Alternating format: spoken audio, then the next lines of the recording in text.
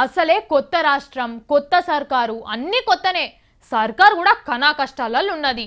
గిసుంటి టైంలో ఆఫీసర్లు ఎట్లా పనిచేయాలి, ఉరుకులు పరుగుల మీద రాష్ట్రం ఒడ్డుకు పడేదాకా చెమట తీయాలి. అంతా కాకుండా కనీసం టైం కన్నా ఆఫీస్కు రావాలే కదా. కానీ చూడురిగా గీ నౌకర్లోళ్ళు ఏం చేసిండ్రో చెప్పుకుంటే ఇజ్జత్ పోతుంది. కానీ ఇక మేమున్నది గిసుంటి చెప్పేదందుకేనాయే.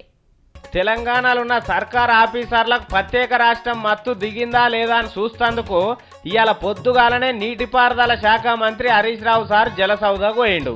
యాళ్ళకొస్తున్నారా లేదా ఏం కథ తెలుసుకుందామని. ఎవ్వరికి చెప్పకుండానే పోయిండు అనుకోరాదు. ఇక ఆడికి పోతే 10 మంది ఆఫీసర్లు ఉండవలసిన కాడ ఇద్దరే కనిపిస్తున్నారట. మంత్రి గారి మనసు మసలదా. ఓ దిక్కు ఆఫీసర్లు టైముకు రారు, ఇంకో దిక్కు ఇది సర్కార్ ఆఫీసా గడ్డామా యాడ చెత్త అన్నే ఉన్నదని గరం కాకుండానే గదిరాయించిండు. ఇగో అప్పుడే వచ్చింది కర్రె బట్టలు వేసుకున్న ఆఫీసర్. రాగానే మంత్రి గారే ఉల్టా నమస్తే పెట్టినట్టుండు. ఇక చూడు.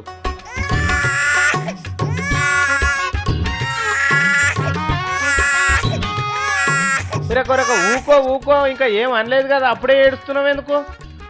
ఇక ఆడికెళ్ళి అన్ని సెక్షన్లు అన్నీ తిరిగిండు.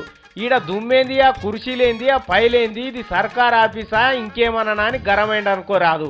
ఇక చూడు ఈడికొచ్చిండు. ఈ దుమ్మేంది అని తుడిచే నీ పాడుగాను ఈయన పోయి నా తానికే రావాలని అని ఎట్లా చూస్తున్నాడు చూడు ఆడున్న మనిషి. అంతలే ఓ బట్ట తీసుకొని నేను దూడుస్తా అన్నాడు.